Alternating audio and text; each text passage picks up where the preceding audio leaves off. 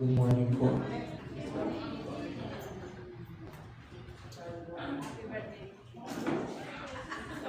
Magandang umaga po. Dumako po tayo sa ating pagbibigay.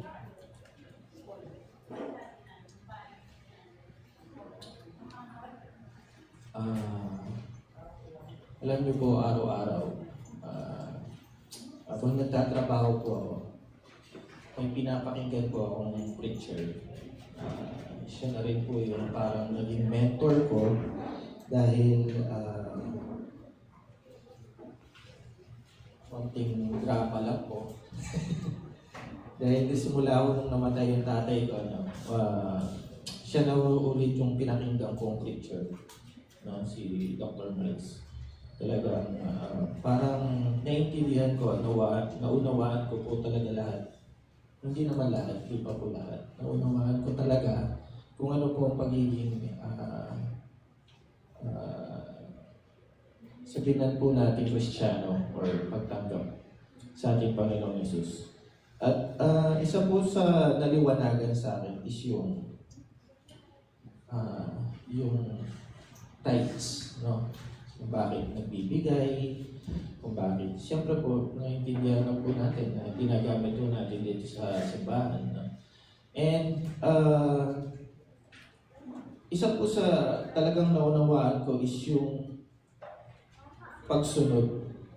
No? Ano po? Yung pagsunod. Dahil kung sinasabi natin nagbibigay po tayo pero hindi naman natin sinusunod kung ano yung nasa Biblia, hindi po natin matatanggap yung promise. Sabi po kasi, give your whole tithe. Pero kung kalahati lang binibigay mo, tapos yung kalahati binibigay, hindi mo matatanggap yung promise. Di po ba? Bawa na lang po sa balite. Sabi, bawal tumawid. Meron namang footbridge. Pero tumatawid pa rin tayo dun sa baba. Di po ba? Pag natsyampuan ka ng sasakyan, kasalanan mo. Di ba? Hindi yung promise ang matatanggap mo, yung curse. Amen po ba? Napakasimple lang po nun. Pero yun po yung isa sa talagang nauunawaan ko at naiintindihan ko na kapag hindi po talaga natin sinunod, kahit ano pong promise ang nasa Bible, pag di po natin sinunod, lagi po kasing may alyan eh. Ito gawin mo, ito yung promise ko. Lagi pong may ganun ang Bible. Kaya hindi lang po siya puro promise na kiniklaim po natin. Kailangan din po natin sumunod. At isa pa po, ang Bible po, hindi po siya suggestion.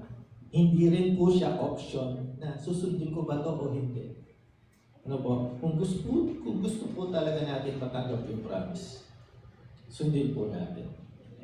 Kami rin po mag-asawa, talagang pinagpe-pray po namin talaga na masunod o sumunod yung Biblia para po maging example po kami at maging blessing din po kami sa inyo. Amen po ba? At maging blessing din po kayo sa iba. Amen po ba? Sige po, hawakan po natin ang kaloob. Panginoon, maraming salamat po sa iyong biyaya at pagpapala. Sa iyong pagtitiwala po sa amin. Nawa, Panginoon, ay maintindihan po namin ang iyong salita. Maunawaan po namin ito at may isang pamuhay, Panginoon. At ito'y maibahagi namin. At makita din po ng iba na kami ay nagbabago kami ng iyong mga salita. Panginoon, maraming salamat po. Nawa ay sa paglabas po namin dito ay dala po namin ang iyong salita at nawa ito'y aming masunod, aming magawa. At ito'y may bahagi namin, Panginoon, at makapagbago rin po ng buhay, Panginoon. Sa aming pagbibigay, Panginoon, ay napagkatiwalaan mo kami at maging katiwa-tiwala kami sa maliit at sa malaki, Panginoon. Maraming salamat sa iyo. Pagkatiwalaan mo kami ng malaki kapag nakikita mo kami, mapagkakatiwalaan kami sa maliit. Salamat sa iyo, O Diyos. Sa iyo lahat ng papuri at pasasalamat sa pangalan ni Jesus. Amen.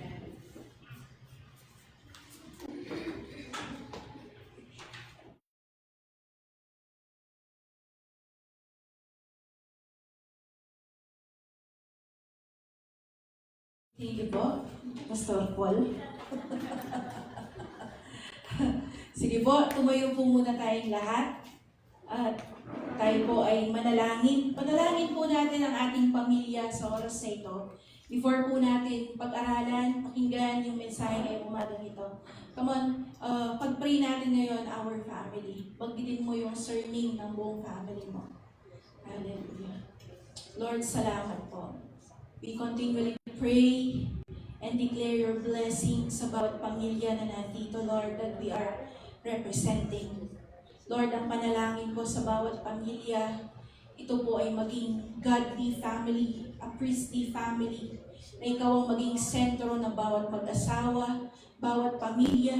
Lord, we pray, patatagin niyo po ang bawat pamilya. We pray, Lord, yung love, respect, O Lord God, ay manatili, yung peace, yung joy, yung protection mo, yung favor mo sa bawat pamilya. Lord, I pray, O God, ngayon pong mga anak, O Lord, ay mga magulang ay magkaroon po ng maayos na relasyon, peaceful na relasyon, O God. And we pray, O Lord, na yung kalooban mo sa bawat pamilya namin ang matupad, O God. Lord, I pray, maranasan ng bawat pamilya ngayong taong ito ang breakthrough na hinahangad po nila, Panginoon. Lord, salamat po. We invoke the blood of Jesus in every family.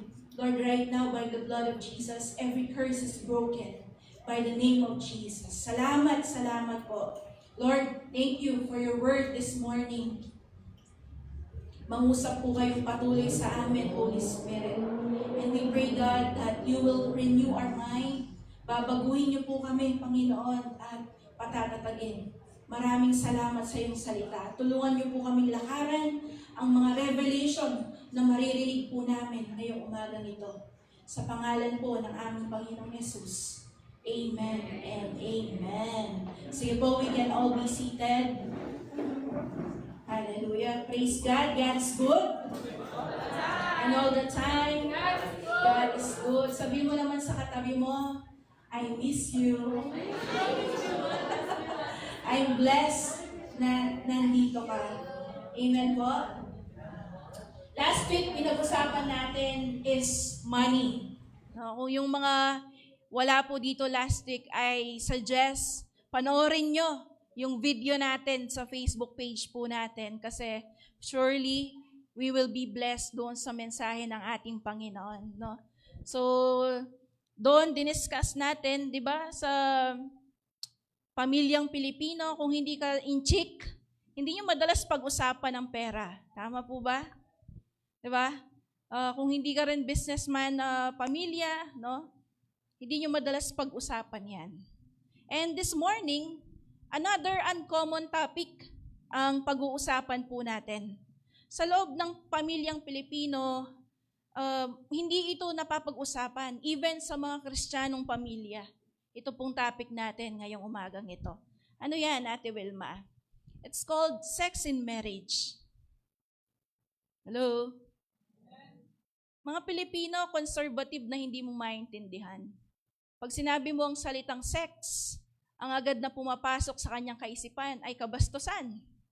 Pero alam niyo po ba that sex is created by God? As well as marriage. Ang Panginoon ang lumikha po niyan. Kaya hindi mo sasabihin na ito ay masama. Nakakasunod po. No? And alam niyo sa simbahan, dapat ito'y pinag-uusapan din. Bakit? Dahil ang mga kabataan ngayon and even adults who are already married, ang nag-mold ng kanilang kaisipan patungkol sa sex in marriage or marriage itself is the internet. Hello? Yung mga kabataan na maagang naku-curious about sex, ano ang pinupuntahan nila? Mga porn sites. Hello? Na-addict sila pagdating sa pornography. Pero alam niyo po ba na ang mga gumaganap doon sa mga pinapanood nyo ay kailangan munang mag-take ng drugs before po nila magawa yung kanilang pag-acting na ganon? That's how bad, no? Our system is. Kapag hindi tumayo ang mga magulang, ang simbahan para ituro, ano ba ang tamang pananaw at paniniwala pagdating sa sex in marriage. Pansinin po ninyo, hindi lang sex ang nilagay ko, kundi sex in the context of marriage. Nakakasunod po. No, alam nyo, this is a beautiful thing, no, kapag kayo po ay may asawa na. No, it is something to be enjoyed, no. Ay, bakit pastora? Hindi pa naman po applicable ito sa akin, bata pa ako. No, this is applicable to you. No, lalo na kung ikaw ay mag-aasawa na in the near future. Amen? No? So, alam niyo po, sabing ganyan, what you need to be successful is dalawang bagay. Number 1 is to be a rule breaker and to be a law keeper. Okay. Anong ibig mong sabihin, Ate Wilma? Sa buhay po natin, merong mga bagay na kailangan mong i-break na naglilimit sa'yo para ikaw ay mag-succeed. Pero meron ding mga bagay na hindi mo dapat i-touch at baguhin para ikaw ay manatiling successful, especially sa larangan po ng pagpapamilya. At yung pong topic natin ngayong umaga is something that we should not touch or change sa ating pong buhay. Ano po yan, Ate Wilma? Okay? So before that, our example ng pagiging rule breaker and law keeper ay mismo ang ating Panginoong Yesus. Kung babasahin mo ang Bible mo, doon lagi mong makikita that He was breaking the law, lalo na sa religious law ng mga Pariseo. Kaya lagi niyang kaaway o nakakadebate ang mga Pariseo during His time because binibreak niya yung mga man-made rules and traditions na hindi naman align sa kalooban ng Panginoon. But we can also read in the Bible na siya ay law keeper. Kasi ang sabi niya sa Matthew 5:17, huwag ninyong isipin na naparito ako upang ipawalang saysay ang kautusan ni Moises at ang isinulat ng mga propeta. Naparito ako upang tuparin ang mga ito. Ngayong umaga po na ito, ipagpapatuloy natin yung serye about the 10 Commandments. Kung matatandaan po ninyo, tumigil tayo sa do not be angry. Diba? So, tinignan natin doon paano ba dapat i-handle ang anger. But this time, ang ating pong topic is on the 7th commandment, which is, you shall not commit adultery. Okay, sabay-sabay nga po natin basahin. You shall not commit adultery. No? Exodus 20 verse 14. Alam nyo, marami ang nagkakamaling basahin yan. Ang sabi ng iba, ito daw ang tamang pagbasa. You shall not admit adultery. Anong ibig sabihin niya, Ate Wilma? Di na gets? Okay? Ibig sabihin, ginagawa pero ayaw lang i-admit or aminin. Kaya imbis na you shall not commit adultery, ang motto ng iba is, you shall not admit adultery. Hello? At Wilma, ano bang pinagsasabi mo na adultery? Okay. Ang adultery po is, married ka na, pero you are having sexual relationship outside of your marriage. Pag single ka naman, na nakikipag-sex sa isang tao nang hindi mo ka asawa, ang tawag sa iyo ay fornicator. Hello? At alam niyo po ba, ang sabi nga ni Kuya Abe, isang problema ngayon sa simbahan is we are law breaker. Kahit mga Kristiyano during this time ay nagko-commit ng adultery and even fornicator. Nagiging fornicator or fornication, yung ganyang ginagawa. Hello? And you know, ang goal ko po ngayon sa atin ngayong umagang ito, takutin kayo. Ala na ko kasing takot eh. Alam nyo bakit nagko-commit tayo ng pag-break ng law ni God? It's because we do not have the fear of God in our hearts. Tingnan mo nga yung katabi mo. Takot ba yan kay God? O takot sa boyfriend niya? O sa girlfriend niya? O takot sa kanyang asawa? Hoy, don't worry, singles and married, young and adult, makaka-relate po kayo dito sa mensahe na ito. Okay? Ready na ba kayo? Okay, so my goal is, encourage ko kayo, examine nyo yung buhay nyo. Honestly. Honest to goodness. Are you committing this sin? Nilalabag mo ba itong batas na ito? Okay. And as a church, we should stop normalizing sin. Alam nyo ngayon, dahil sa kakapanood natin ng mga pelikula, and even the songs that we are hearing right now, ina-encourage yung ganitong mga bagay. Di ba? Hindi ko na alam yung mga bagong kanta, pero yung natatandaan ko, yung sana dalawa ang puso ko, hindi na sana. Pang oldies no? Pero even the songs that we are singing, hindi natin alam that yan ang nilalagay niya sa ating isipan. That it is okay, it is normal, even no, kapag ikaw mahilig kang manood ng mga Hollywood films, ganyan lagi ang tema. It's either nagpo-fornicate or adulterer sila. And that's okay with their culture. And church, mga anak ng Diyos, that's not okay. It's not normal. Uy, gising. Amen? Kaya kung ginagawa po natin yan, even yung mga nanonood online, makakapanood nito, ang encouragement ko sa atin is repent, do not justify. Pag sinabing repent, change your mind. Agree with God that this thing is wrong. Amen? And last is to give us a hope. If you are a person na nakaranas ng ganyan in your family or even your personal experience, there's a hope. Kaya sabi sa katabi mo, may pag-asa ka pa. Amen? You know, the Church of Corinth, sumulat si Apostle Paul sa church ng Corinto, who was experiencing the same thing. Kasi ang Church of Corinth during that time was surrounded by sexual immorality, homosexuality, pagan worship, no? Alam nyo ba, meron silang fertility gods, no, during that time, na kailangan mong mag-sex sa kanyang harapan para ikaw ay i-bless. Ganyan katindi ang panahon, no, during that time sa church ng Corinto or Corinth, no? And sumulat si Apostle Paul sa kanila, no? Kasi Kristiyano na sila, they are already in the presence of God attending the church, pero ang kanilang lifestyle, ganun pa rin. Kaya ito ang sulat ni Apostle Pablo sa kanila, no? Warning, itong sulat niya sa kanila.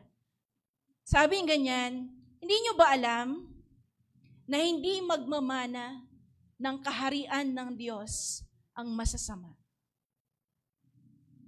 Uy, wina-warningan niya sila, nire-rebuke niya itong mga taga-Korinto na gumagawa ng mga masasama. Sabi niya, do you not know?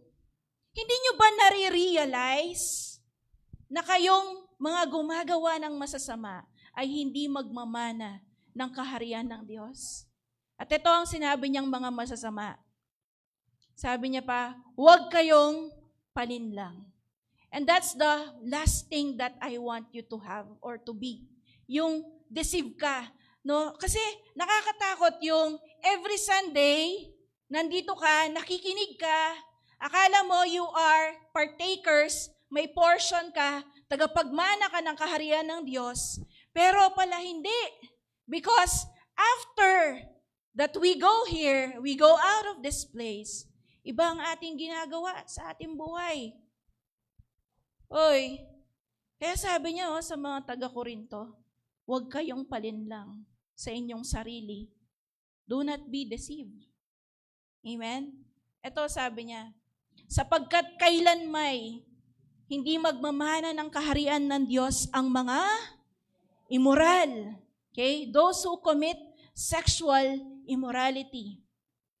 Sumasamba sa Diyos-Diyosan. Nangangalunya, which is our topic this morning.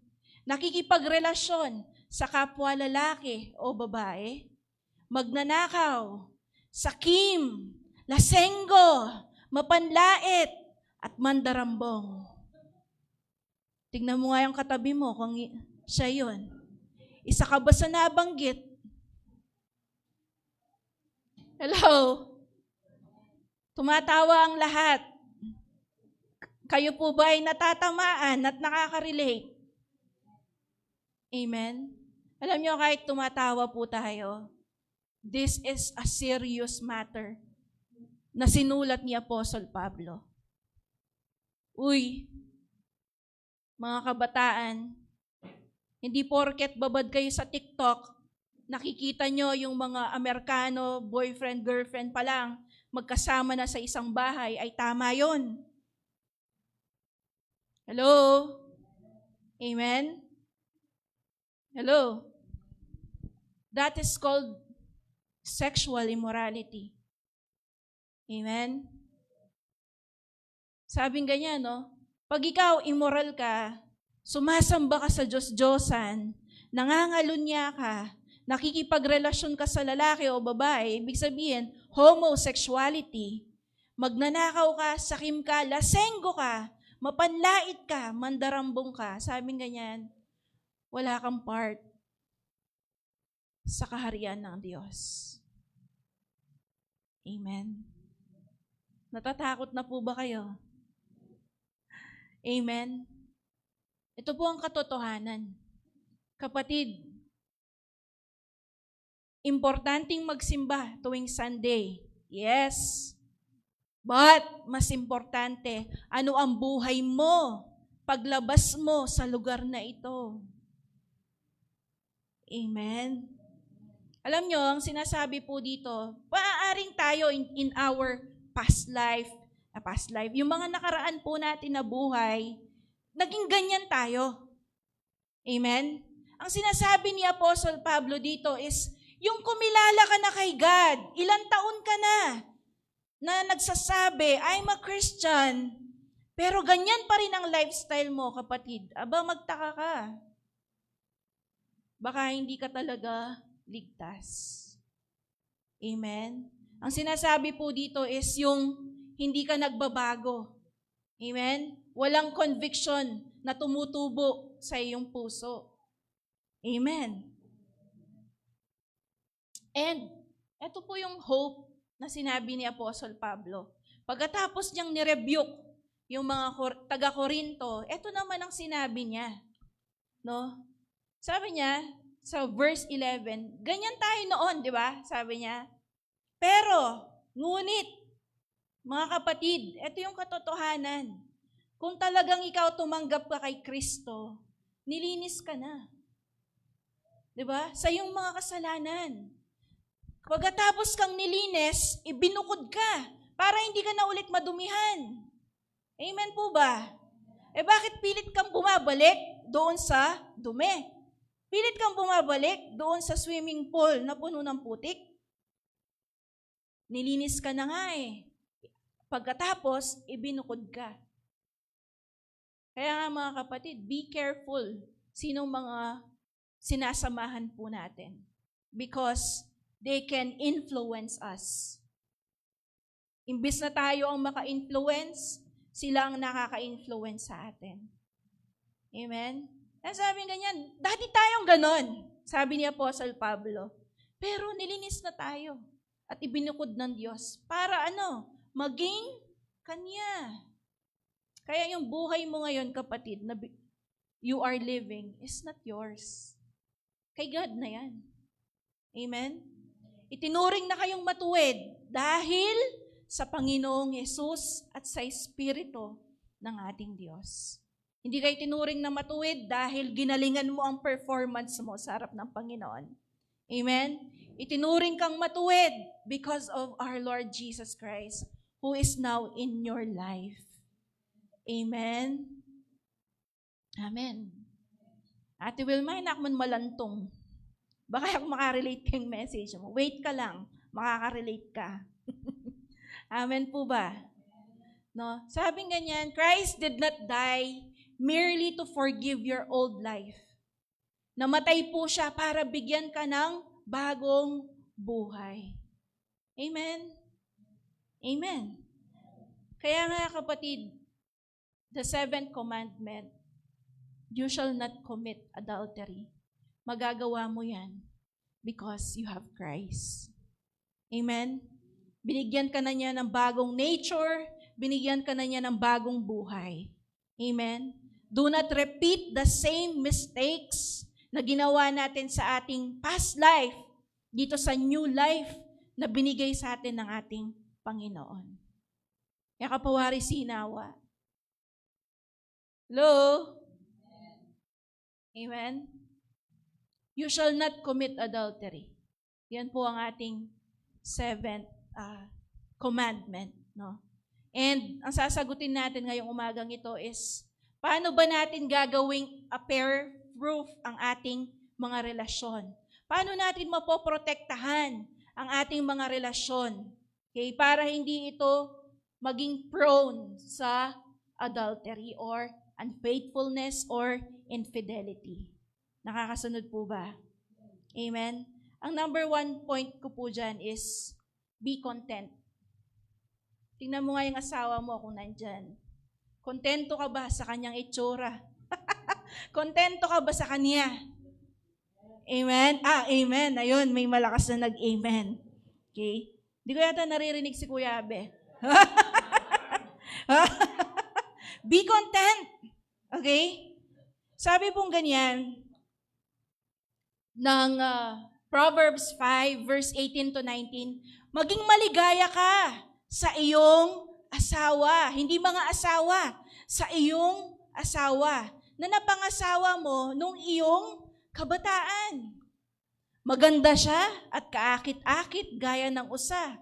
Sana ay lagi kang lumigaya sa kanyang dibdib at maakit sa kanyang pag-ibig. Amen? Alam niyo po, kung meron kang i-desire, kung meron kang kakaadikan, di ba? If I can use that term, ay dapat ang asawa mo. Amen?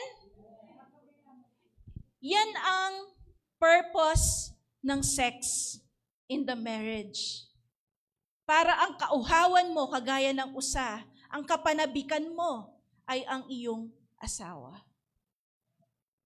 Hello? Amen? Kaya nga mga kabataan, yung mga may balak na mag-commit ng sex before marriage, warning. Warning. Ang commitment ay magkaiba sa attachment. Alam niyo po, base sa pag-aaral ng science, hindi lang physical ang effect ng sex. It is emotional, mental, and even spiritual. Bakit? Ang sabi ng Biblia, ang gumagawa noon ay nagiging isang flesh. Kaya nga, if you commit this with someone, ikaw ay nagiging attached doon sa tao na yon. Ikaw ay nagiging addict doon sa tao na yon. Hindi na healthy ang iyong relationship, but because you got attached, dahil nauna na isinuko ang bataan. Kahit toxic na ang relationship, binabalik-balikan pa rin ang tao na yon. That is called attachment. It's not called commitment. Magkaiba ang attachment sa commitment. Huwag kayong paloko doon. Hello? In a Christian term, ang tawag doon ay soul ties. Okay? Na kailangan i-break by the blood of Jesus. Kaya nga po sa darating na encounter, yan yung isang gagawin natin eh. There's a sin list na ipapa-fill out sa mga delegates. And doon talagang ipagpipray sila para ma-deliver sila doon sa mga maling attachment na meron sila sa kanilang buhay. Kasama na po yun. Hello? Bakit? Alam niyo, kapatid, if nauna na yung ganong activity in your relationship, hindi mo na talaga masusukat kung kung ang tao na yon ay committed sa'yo. Hello? Hindi mo na masusukat yon. Bakit? Kasi attached lang pala siya sa'yo. Ang sabing ganyan nung napakinggan ko, do not marry someone you can have fun with. Marry someone whom you can suffer with. Tagalogin ko. Huwag ka daw mag-aasawa ng tao na yung makakasundo mo lang sa enjoyment. Mag-asawa ka, no, pumili ka ng tao na makakasama mong mag-suffer. Paano na kapag merong diagnosis ang doktor?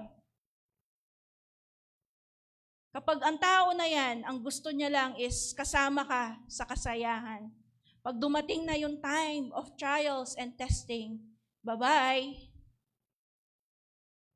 Meron akong ka-work before. Nagkaroon siyang breast cancer. And then after a few months, iniwan na siya nung kanyang asawa. Even though they have 2 kids. Tapos bigla na na-diagnose siya with breast cancer.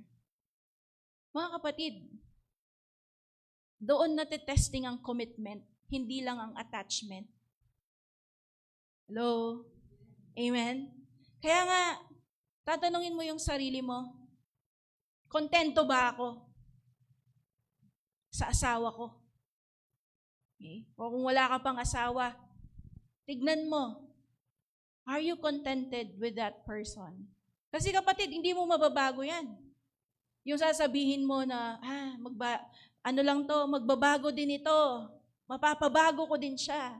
Well, newsflash, never mong mapapabago ang isang tao. At madalas, kapag napangasawa mo na ang isang tao, mas lumalala yung mga pangit, mga red flags na nakita mo during the dating stage. Hello? Kaya one of the most important decision na gagawin natin sa buhay natin ay sino ang ating papakasalan. Tandaan nyo, dito walang divorce. Yan na yan.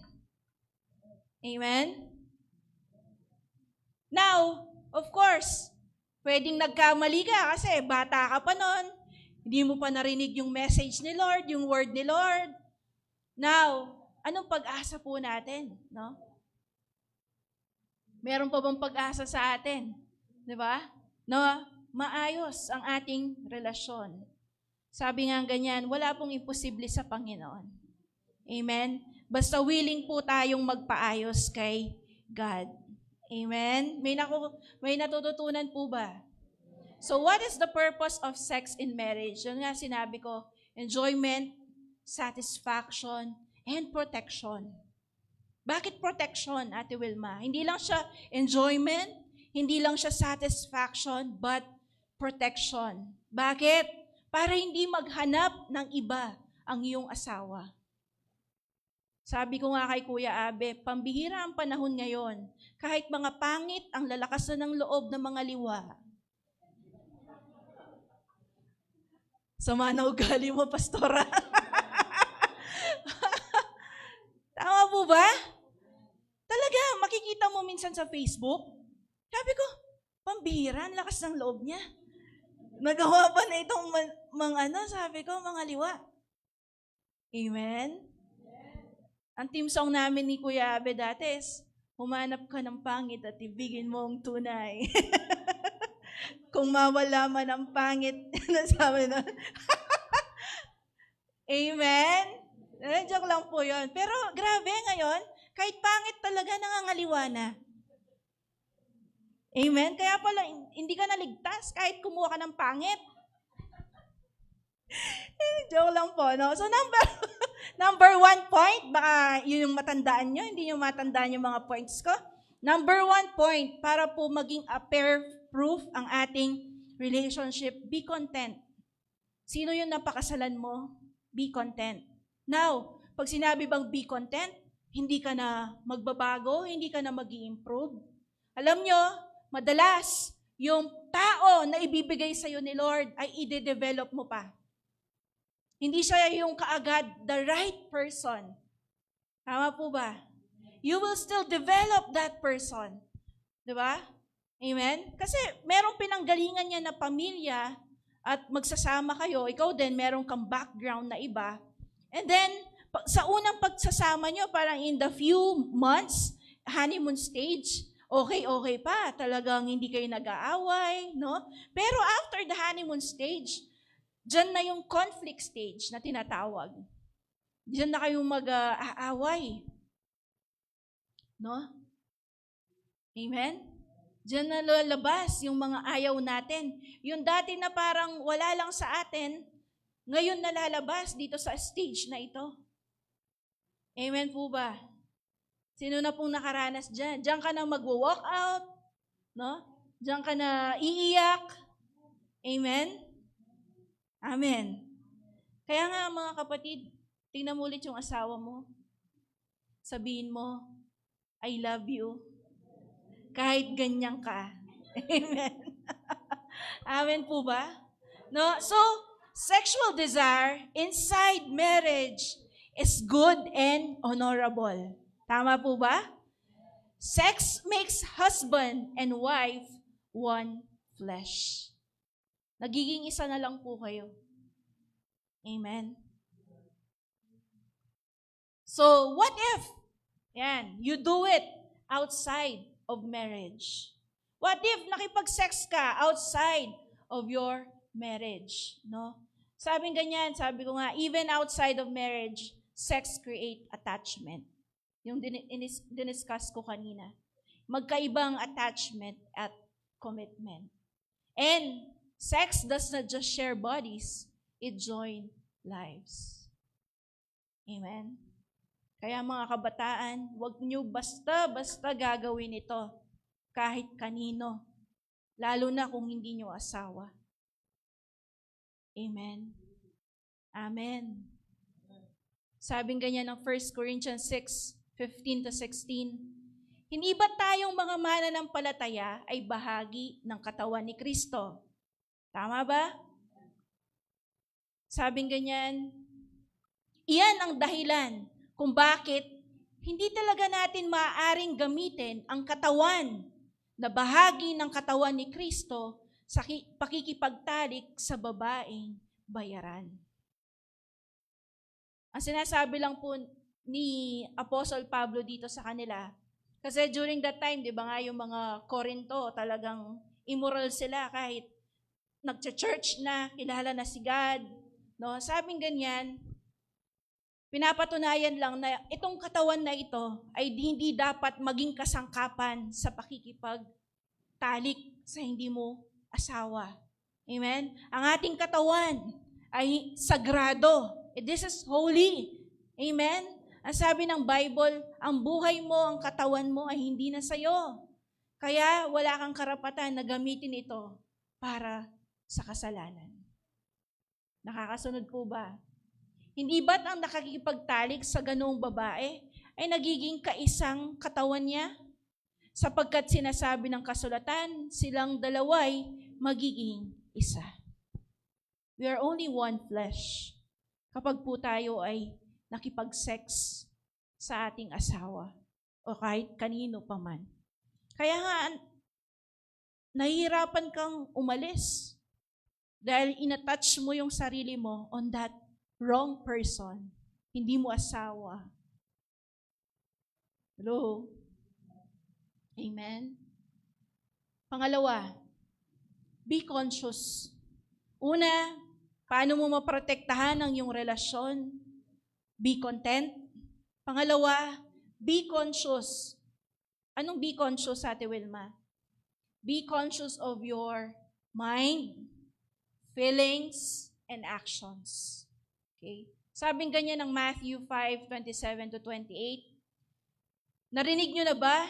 Sinabi noong una, huwag kayong mga lunya. Referring to Exodus, which is coming from Old Testament.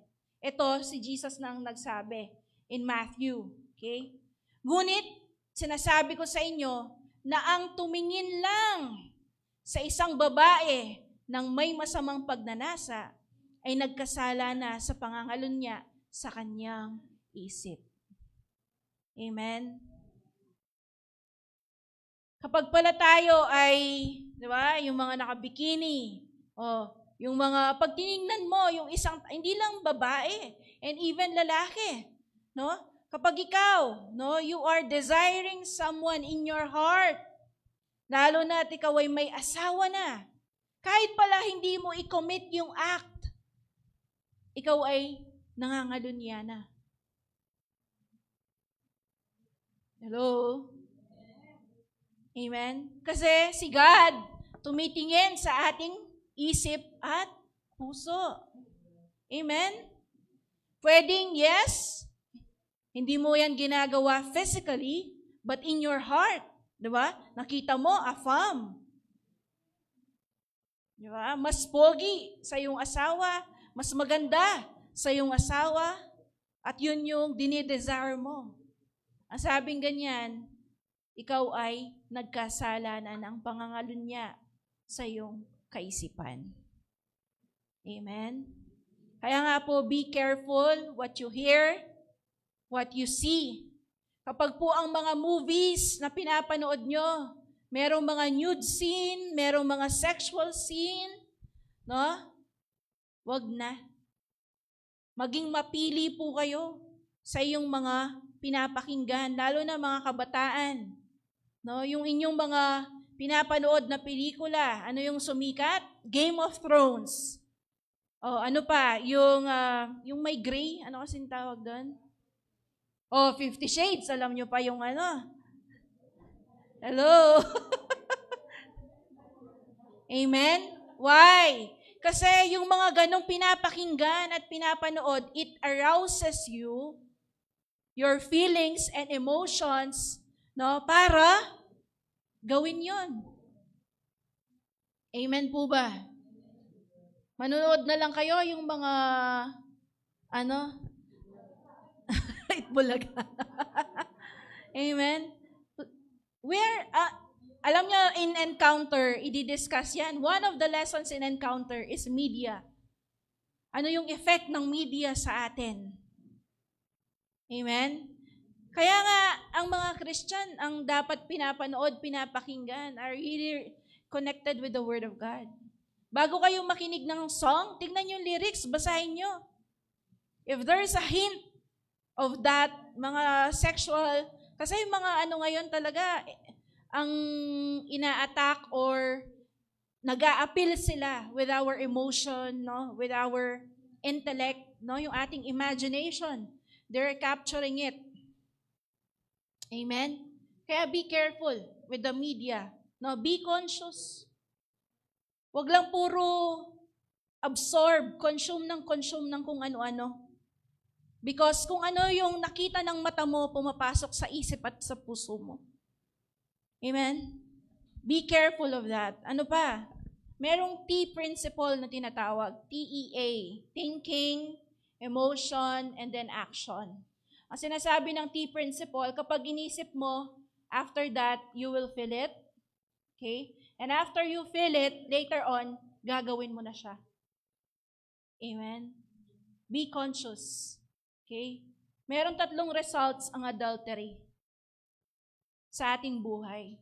And they are so, napakamahal ng bayad o ng sukli ng adultery sa ating buhay. Number 1, curse.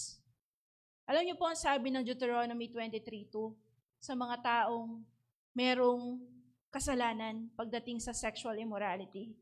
Sabi, ang anak sa labas ay hindi makakasama sa pagtitipon ng mga mamamayan ng Panginoon, pati na ang kanyang angkan hanggang sa 10 saling lahi. Hello? When we commit sexual sin, hindi lamang po kayo ang apektado. Hanggang sa 10 henerasyon ninyo, apektado of that sin.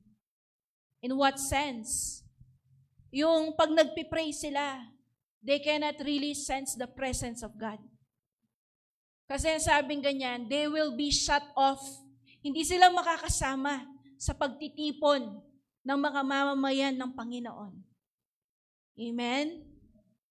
Literal yan sa Israelites during that time. Kapag ikaw anak ka sa labas, an illegitimate child ka, bunga ka ng pagkakasala ng iyong nanay at tatay, you cannot join the assemblies of God. Amen. Now, in a spiritual sense, yung pong mga ganon, alam nyo, yung ang bigat-bigat ng buhay po natin kapag ganyan. Kaya nga, we need to invoke the blood of Jesus para lahat po ng curses na yon mawala sa buhay natin. We need the blood of Jesus. We need to really pray. Kung ikaw ay merong lolo, lola, on the sides of your family na ganun ang ginawa, you should really invoke the blood of Jesus. Na sa yung panahon, sa mga susunod mo pang henerasyon, hindi na magpapatuloy yung curse sa buhay ninyo. Amen.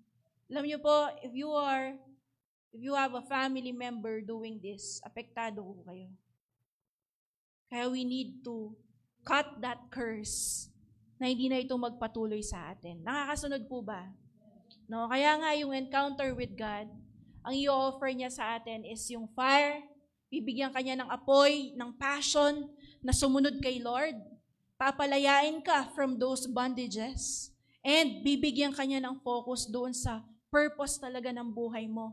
Ano ba dapat talaga yung takbuhin mo? Okay? Yung lakaran mo sa buhay mo. Amen? Kaya kung wala po kayong gagawin, kahit hindi kayo delegates, you should sit in sa encounter natin. Kasi hindi porke nag-encounter ka na dati, that's it.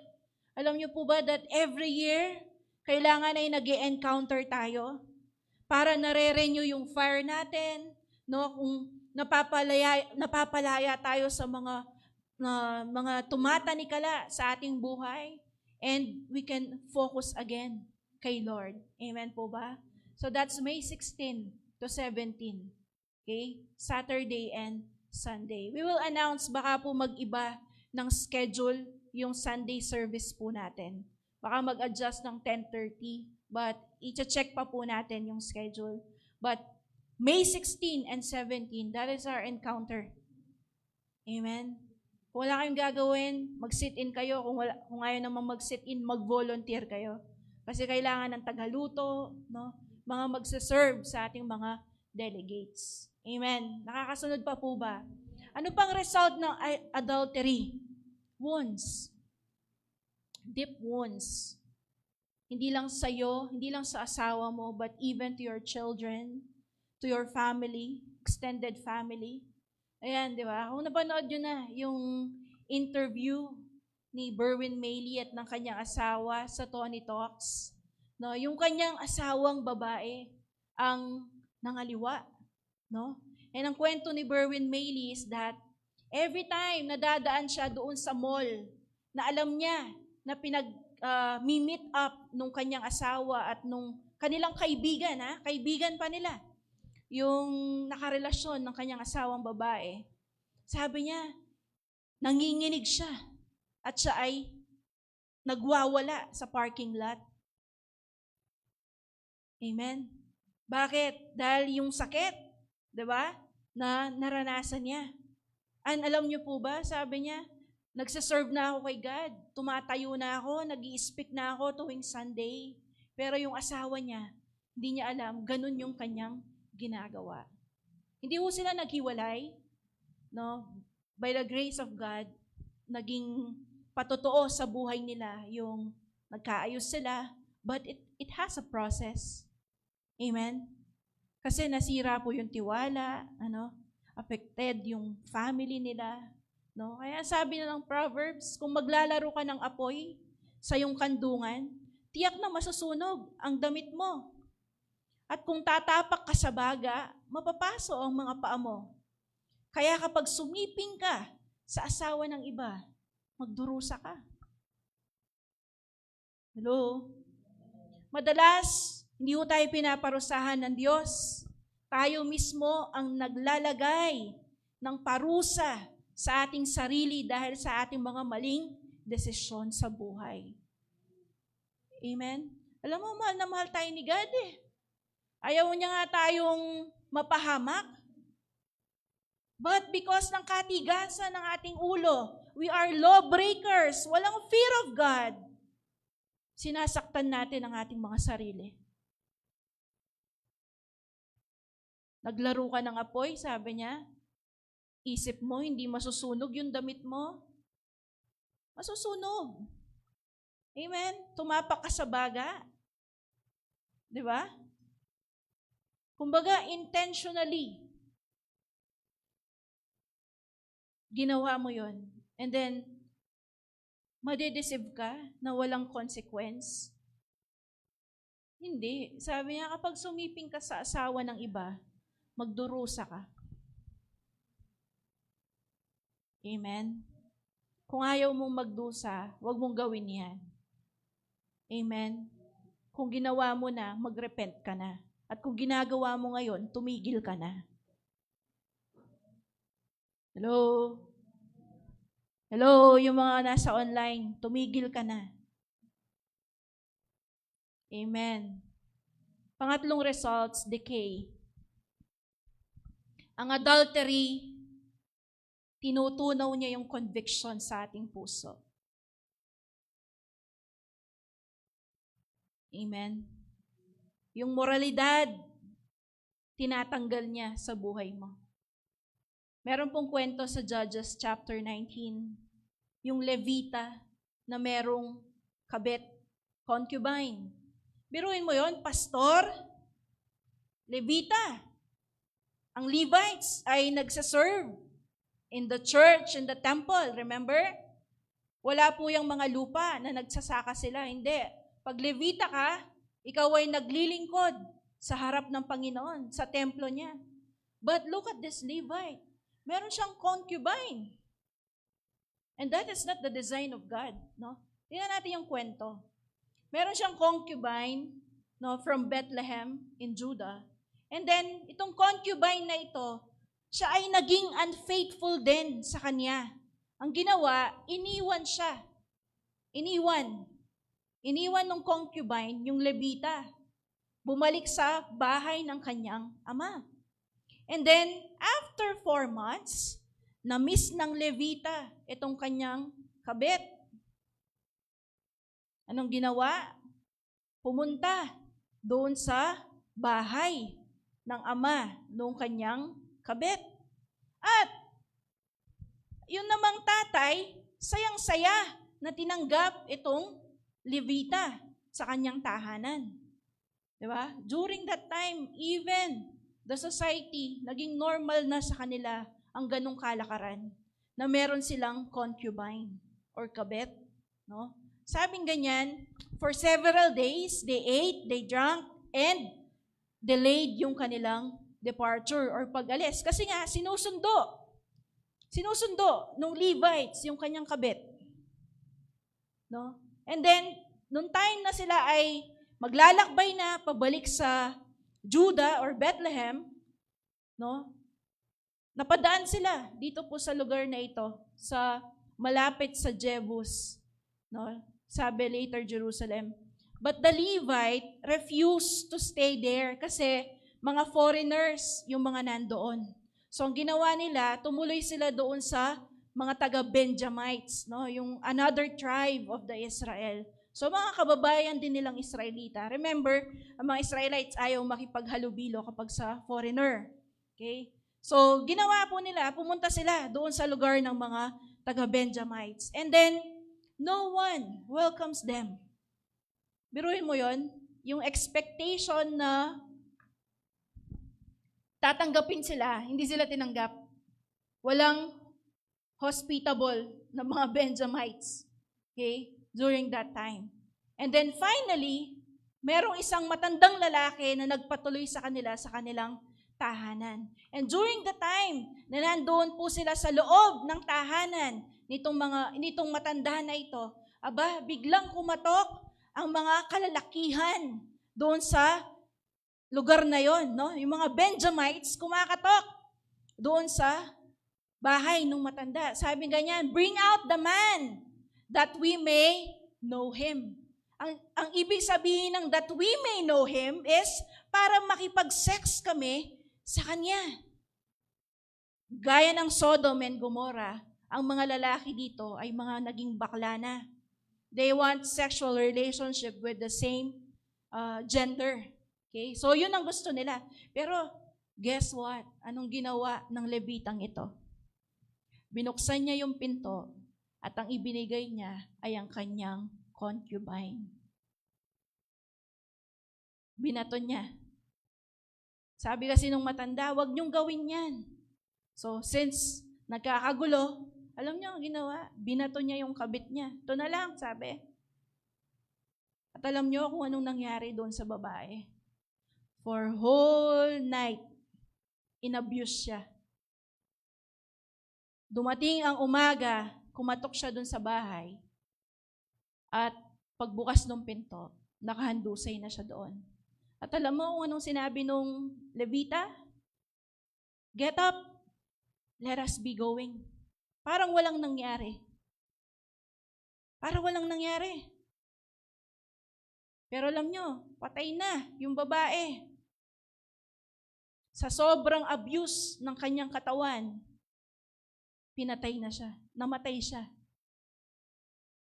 At ang malala, nung sinakay doon sa hayop na sinasakyan ng Levita, yung babae, pagdating niya ng Bethlehem, pinagpira-piraso niya ang katawan ng kanyang kabit at ibinigay doon sa 12 tribes of Israelites para mag-start ng war versus sa mga Benjamites. Na parang sinabi nila, tignan nyo, yung nangyari sa amin, ganito yung ginawa nila sa amin. But you see in the story, there's already decay in morality. Ganyan ang ginagawa ng kasalanan. Tinatanggal niya yung ating moralidad, no? Yung ating conviction. At kung tutusin, ang mga taong nakikipag-apid, nangangalunya, that's just for fun. That's just because of selfishness. Tignan mo kung gaano ka-selfish itong Levitang ito. Imbis na i-protect yung kanyang babae, di ba? Anong ginawa niya? Siya ang sinacrifice niya. Kaya nga mga girls, isip-isip, and even mga boys, meron na rin mga girls ngayon na friendly user. Pera-pera lang. Hello? Amen? Ganyan yung ginawa niya. Pinagpira-piraso niya. Alam nyo, marriage is about giving. Pero yung adultery, it's about just taking. Kung ano lang makukuha ko sa'yo. Hello? Amen? Pero sa totoong marriage, sa mata ng Panginoon, it's about giving. Ano yung mabibigay mo sa asawa mo, di ba? How you can provide, how you can protect, how you can lead the family. Pero pag pakikiapid, madalas, ang tinitignan lang dyan is, what is it for me? Ano yung benefit para sa akin? Amen po. Nakakasunod po ba? And this is the key, bakit ganito ang nangyari? In Judges 21:25, inexplain bakit ganon ang mga Israelita. Nang panahong yon, walang hari sa Israel. Kaya ang bawat isa ay gumagawa ng kahit anong gusto nilang gawin. Wala ho silang namumuno sa kanila. Sabing ganyan, they just did what is right sa kanilang mata. Kung anong maibigan ng puso nila, yun ang ginagawa nila. And this is my last point. Bakit po tayo magkakaroon ng affair-proof na relasyon? Number 1, di ba? Maging kang kontento. Pangalawa, maging kang conscious. And lastly is, you should have a God-centered marriage. Bakit? Sabi po ng Psalm 127:1, kung wala ang tulong ng Panginoon sa pagtatayo ng bahay, walang kabuluhan ang pagtatayo nito. Kung wala ang pag-iingat ng Panginoon sa bayan, walang kabuluhan ang pagbabantay nito.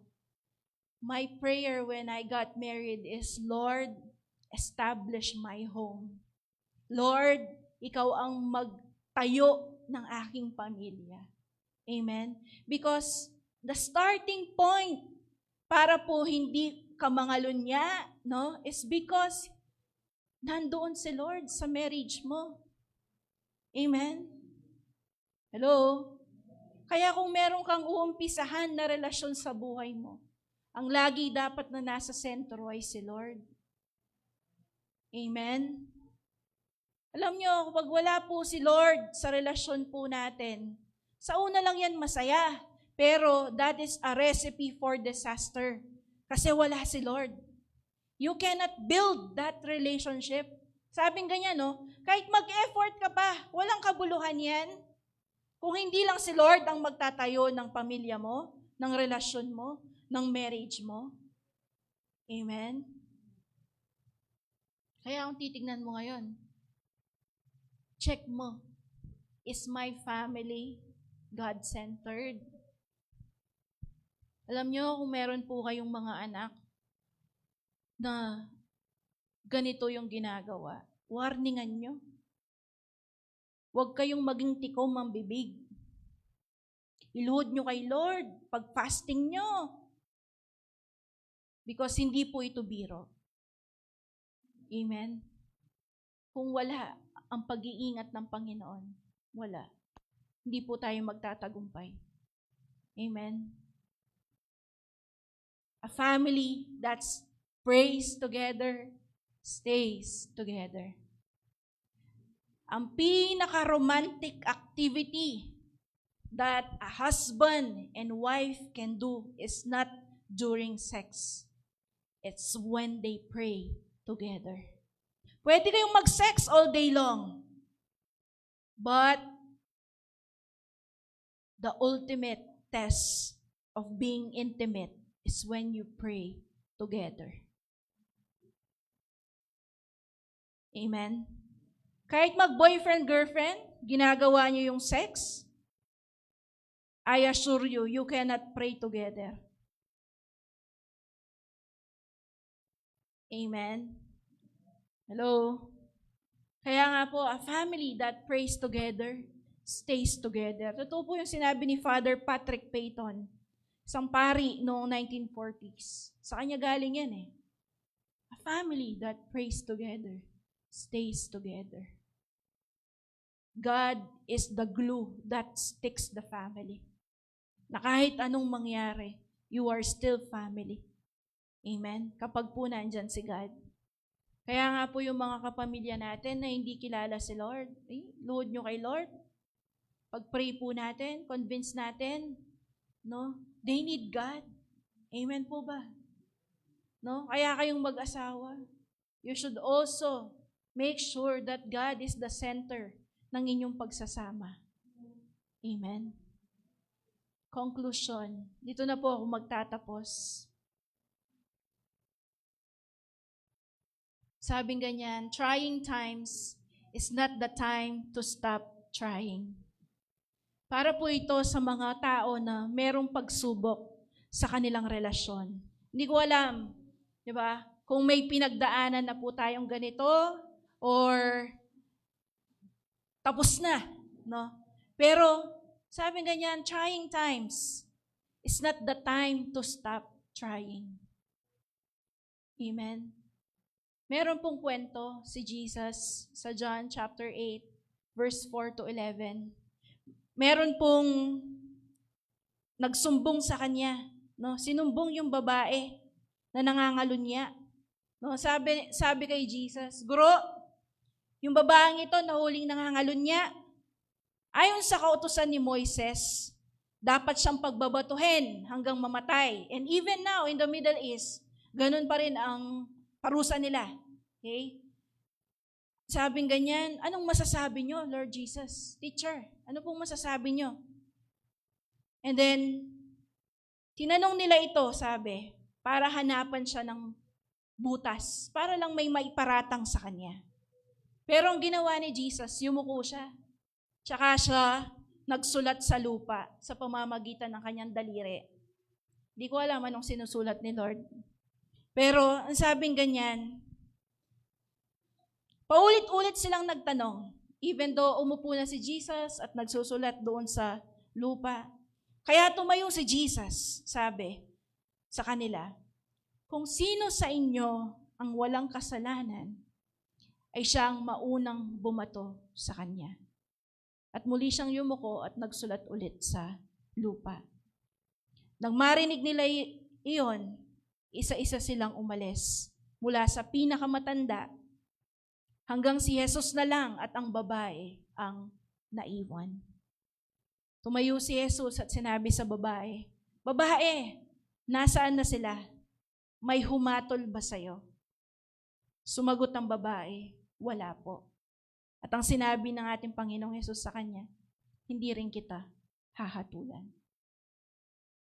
Maaari ka nang umalis, pero huwag ka na muling magkasala." Amen? Yun ang the best kay Lord. Yung nagkamali ka, pero sabi niya, huwag mo na lang gawin ulit yan. Pero hindi kita hahatulan. Amen? That is the grace of God. Tayo pong lahat, maybe, naging adulterer din tayo. Kasi, pwedeng hindi mo enact, o pwede enact mo. Pero, God is so good. Amen? Nasabi niya, wala tayong karapatan mag-judge doon sa mga tao na nakagawa ng ganon. Eh yun nga, on the act nakita eh. Tapos kinaladkad, dinala kay Jesus. On that day, sabi ni Lord sa kanya, di rin kita hahatulan. Pero wag mo nang gawin yan. Amen? Mga anak ng Diyos, mga kapatid, the secret para po hindi tayo mag-commit ng adultery is if we will store the Word of God in our hearts. Meron pong sabi sa mga kabataan, di ba? Sabi, paano ko ba mapapanatiling malinis ang aking buhay?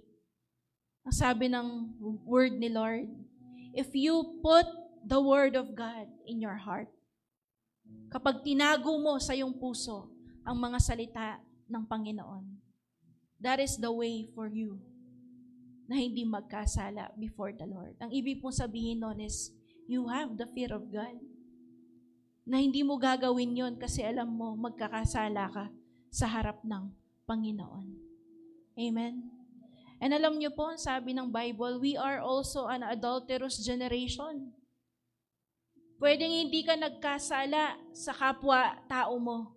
Pero alam mo, nagkasala tayo sa Panginoon because mas mahal natin ang mundo kaysa sa Kanya.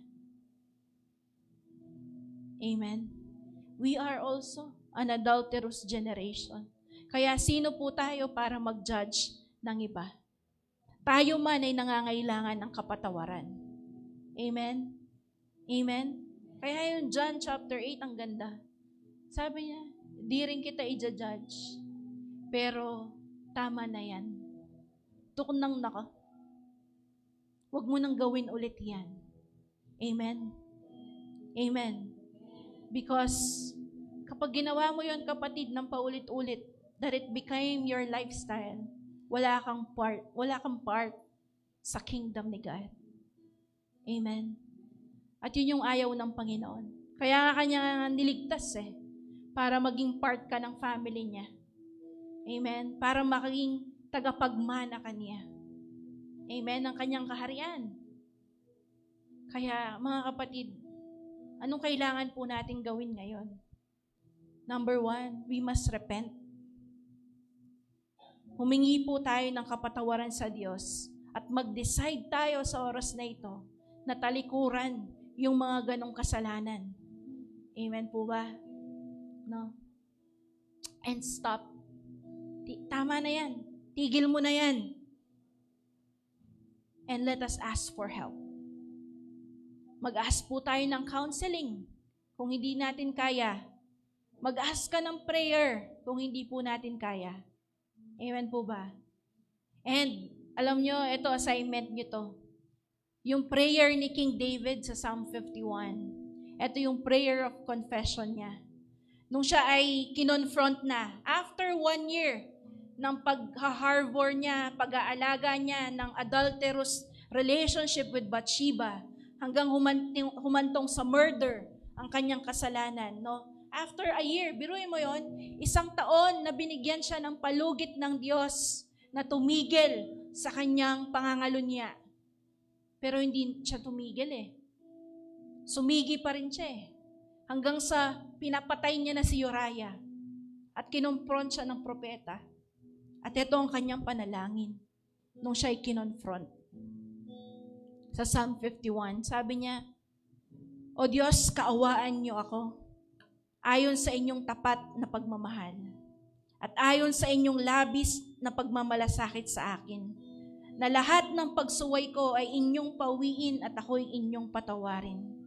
Hugasan niyo ako at linisin niyo ng lubos ang aking kasamaan. Dahil inaamin ko na ang aking pagsuway ay lagi kong iniisip ang aking mga kasalanan. Tanging sa inyo lamang ako nagkasala. Gumawa ako ng masama sa inyong paningin, kaya makatarungan kayo sa inyong pagbibintang sa akin. Karapat-dapat lang ako nahatulan. At yung mga susunod pa na mga verses, napakaganda. Psalm 51. Kung meron po tayong mga kasalanan sa ating buhay, it's a good prayer. No, actually kanta ito Kanta ito ni King David. Ang Salmo, ang Book of Psalm, is song hits, lahat ng kanta, no, patungkol sa Panginoon. Sabi niya, Lord, gusto ko ng pusong tapat na sa'yo'y nagmagit. Dito galing yung kanta na yun Yung isang pusong tapat na sa'yo'y nagmamahal, isang pusong sa'yo'y walang alinlangan, isang pusong tinitibok na ika'y parangalan, handog ko'y pagpupuri sa'yo lamang, Jesus. Yun po yung sa Psalm 51. Sabi niya, higit sa tao, nagkasala ako sa iyo, Panginoon. Kapatid, whether you commit fornication or adultery, ito pong sinasabi ng Panginoon sa atin, repent, stop, and ask for help. Amen? Hindi yan ang lifestyle na gusto ng Diyos para sa atin. Sisirain ka lang yan, kapatid. Amen? Kaya itigil nyo yan. Amen po ba? Huwag mong inormalize ang kasalanan sa buhay mo. Amen? Pwedeng mapata. Alam nyo yun, yung pata ka na, yung wala ka nang maramdaman kahit na nagkakasala ka ng paulit-ulit. Hindi ho yun ang buhay na gusto ng Diyos sa atin. Amen? Amen? Be content, be conscious, and have a God-centered marriage. Amen? Tumayo po tayong lahat.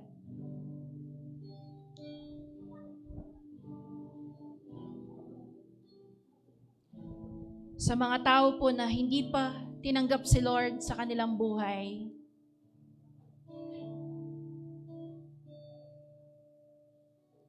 yung hindi po tayo marunong magmahal. Alam mo yun, yung sobra-sobra kang magmahal pero mali yung pagmamahal mo. Ang kailangan po nun is real relationship kay God. Hindi mo pwedeng pantapal ang marriage mo kasi sasabihin mo, this person will complete me. Ay, naku, that is a recipe for disaster. Hindi ka kayang kompletuhin ng isang tao, kapatid. Ang kaya lang mag-satisfy talaga sa atin ay ang ating Panginoong Yesus. Kaya kapatid, kung meron po tayong mga hinahanap sa buhay natin ngayon, simptomas lang yung tao na yan sa buhay mo na yung pagmamahal niya, yung affection, yung admiration ng isang ibang tao. Ang tunay na kailangan po natin is our Lord Jesus Christ. Kapatid, nais kang buuin ngayon ng Panginoon. Nais niya siya yung maging sentro ng buhay mo. Nais niya na siya yung maging number 1 sa buhay mo. Siya yung maging pinakamahalaga at pinakamatimbang sa buhay mo. Sa oras na ito, inaanyayahan po tayo ng Panginoon. Natanggapin siya talagang totoo sa ating buhay. Kapatid, ayoko na nag-a-attend ka pero hindi ka pala talaga tumanggap sa Panginoon. Hindi mo pala talaga siya kilala. Hindi mo pala talaga siya Panginoon at tagapagligtas. Sa oras na ito, nais kong siguraduhin mo na talagang si Lord nasa puso mo. Tinanggap mo bilang Diyos at tagapagligtas mo. Nais ko pong manalangin tayo ngayon ng pag-aalay ng ating buhay sa Panginoon. Panginoong Yesus, patawarin niyo po ako. Kinikilala ko na ako'y makasalanan. Kinikilala ko na kailangan ko kayo. Sa oras po na ito, iniimbitahan kita sa aking buhay. Pumasok ka, makialam ka. Ayusin mo ang aking buhay, Panginoon. Ikaw na po ang maging tagapagligtas at hari ng aking buhay. Tulungan mo akong sumunod sa iyo simula sa oras na ito. At gawin mo akong tunay na mananampalataya. Isulat mo ang aking buhay sa Book of Life. Ako na lamang po ang mananalangin. Lord, nakikita mo ang aking mga kapatid. Nakikita mo ang kanilang mga puso. Sa oras po na ito, Lord, yung pong mga broken-hearted, buuin mo ang kanilang mga puso. Lord, yung pong mga merong sirang relasyon, sa oras po na ito, bigyan mo sila ng kalakasan, ng pasensya, ng pagmamahal sa isa't isa, ng forgiving heart, para po, Lord, ma-restore yung kanilang mga nasirang relasyon. Lord, I pray, yung pong mga mag-asawa, magpapamilya dito, patatagin mo ang kanilang mga pamilya at kayo po ang maging sentro nila. I pray, Lord, that each and every one of us, kahit yung mga wala pang asawa, right now, Lord, I pray na sila po ay maging buo, magkaroon sila ng godly spouse at godly family in the future. And I pray, O God, na ilayo nyo sila sa mga maling tao. Cover them with your precious blood. And Lord, I pray, punuin mo ng kasiyahan, pagmamahal ang mga mag-asawa po dito, na silang lahat, O Diyos, ay mag-glorify ka sa kanilang pagsasama. Maraming salamat, Lord. Pinupuri ka namin, sinasamba. Sa oras po na ito, itaas natin ang ating mga kamay at tanggapin ang pagpapala ng ating Panginoon. The Lord bless you. The Lord bless your family. The Lord bless your marriage. The Lord be with you always. And the Lord give you wisdom and discernment sa lahat ng mga makikilala, makakausap po natin. And I pray the Lord give you joy, peace, and abundance in the name of the Father, and of the Son, and of the Holy Spirit. Amen and amen. God bless po sa ating lahat. Po sa ating lahat.